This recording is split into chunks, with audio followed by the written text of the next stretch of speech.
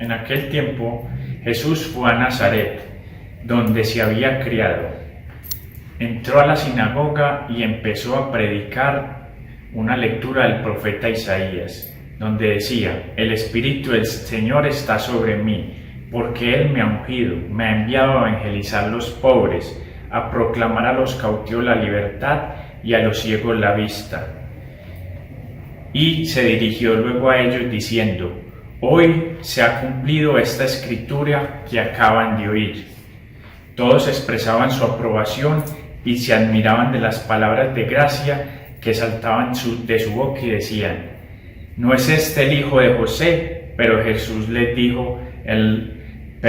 dijo: Sin duda, ellos me van a criticar y me van a decir: Médico, cúrate a ti mismo. Haz lo que has hecho en los otros pueblos. En verdad les digo que nadie es profeta en su tierra. Al oír esto, las personas de la sinagoga se pusieron furiosos y levantándose lo echaron del pueblo y lo llevaron hasta un precipicio del monte sobre el que estaba edificado su pueblo con intención de despeñarlo. Pero Jesús se abrió paso entre ellos y siguió su camino. Señor Jesús, te damos gracias por nuestra vida, por sorprendernos con tu palabra, por llevarnos este mensaje, para llevar a ser viva tu palabra, para que sea real en cada uno de nosotros.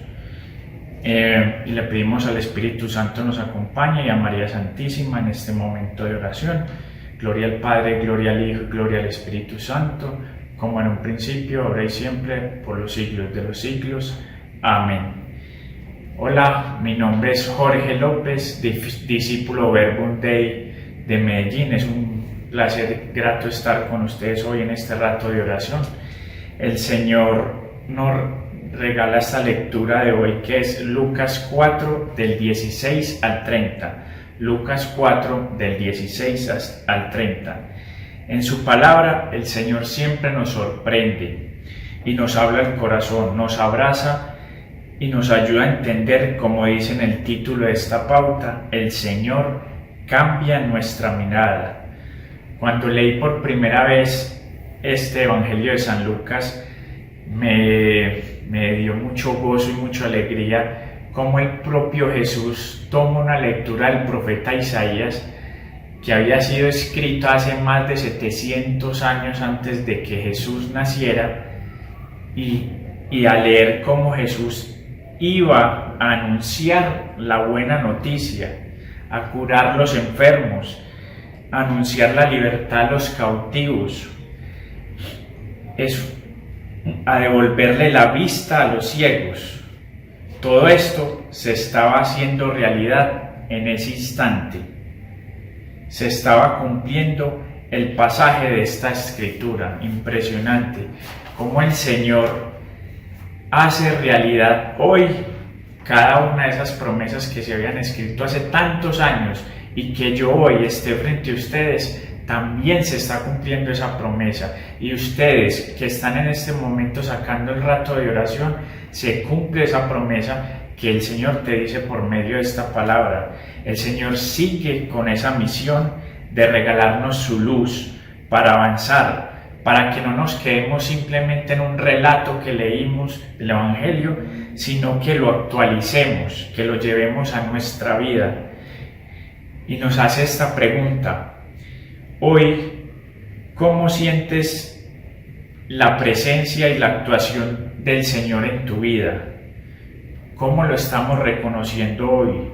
Él viene a quitarnos toda ceguera, a curarnos de toda enfermedad. El Señor cumple sus promesas para que cada uno de nosotros llevemos su plan.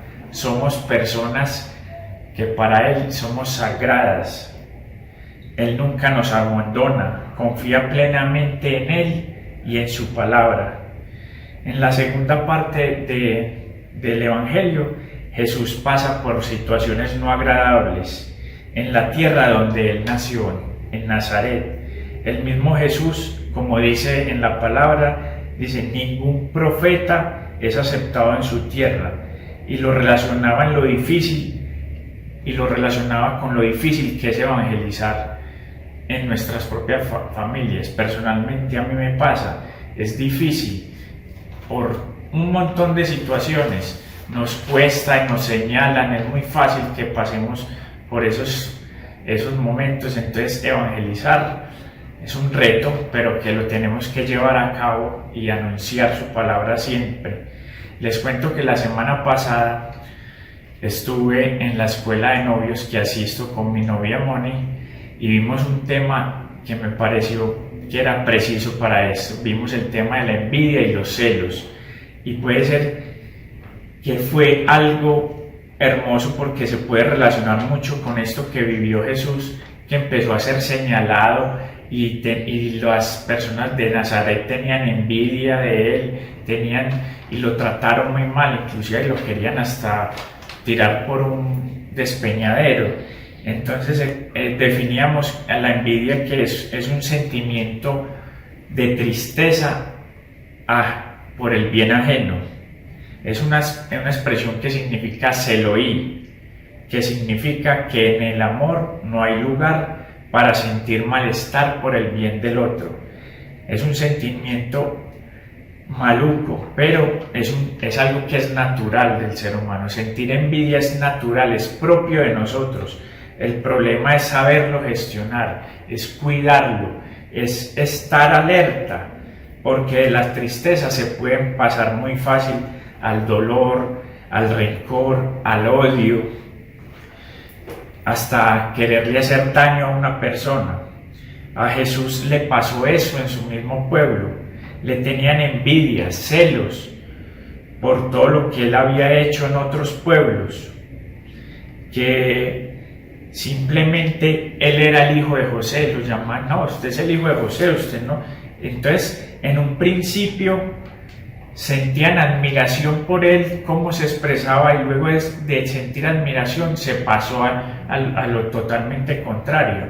Y es muy fácil que nos pueda pasar eso, que en nuestra tierra, como nos conocen, en nuestra casa, entonces ese sentimiento puede pasar muy fácil a eso. Entonces el mismo Jesús vivió ese sentimiento que lo querían hasta matar. La envidia es un problema, y lo mirábamos como que la envidia es un problema de mirada, de cómo la interpretamos, de cómo la percibimos, que cómo la gestionamos, cómo gestionamos nuestras inseguridades y cómo se las expresamos a los demás. Entonces, a partir de ahí, el Señor da un sentimiento, nos lleva de su gracia para poderlo gestionar bien. ¿Y cuál es el principal antídoto? Es mirar al otro como Dios nos mira a nosotros, la oración y la gratitud. Les voy a dejar esta pregunta para que profundicemos en la oración. Es: reconozco que yo he sentido envidia por alguien. ¿Cómo el Señor ha cambiado nuestra mirada cuando nos estamos enceguecidos, cuando estamos sintiendo esa tristeza que está tomando otro tono más alto, de rabia, de rencores? ¿Cómo el Señor ha cambiado esa mirada? La cambiamos por la oración y por siempre estar en gratitud, para que esos sentimientos no nos dominen. Hay una cita de apoyo que nos puede ayudar mucho, que es Lucas 11:34, que nos dice cuando nuestro ojo está enfermo, nuestro cuerpo está enfermo, y cuando nuestro cuerpo está aliviado, nuestro ojo también. Entonces es un problema igualmente de percepción. Cómo vemos que un pequeño sentimiento cambia y nos cambia la realidad del todo. Entonces pidámosle al Señor cómo gestionar esos sentimientos negativos y cómo podemos hacer que nuestra vida esté iluminada siempre por la oración y la palabra de Dios. A partir de ahí podemos lograr grandes cambios en nuestra vida. Que tengan una fructífera oración.